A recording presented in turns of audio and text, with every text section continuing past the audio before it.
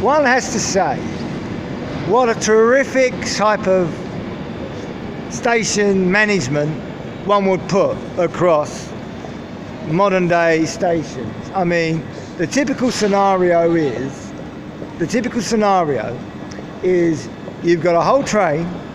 See that? There's a whole train. Now that is all going to one destination. Believe it or not, you missed it.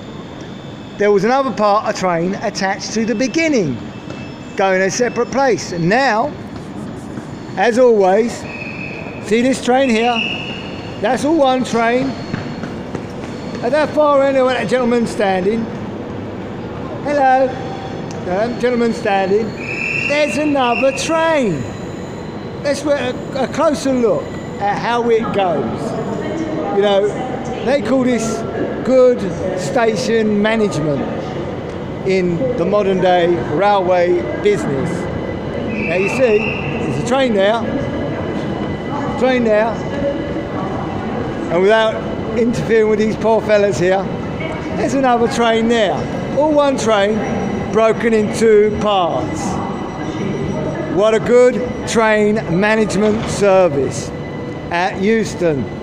Way to go, Euston.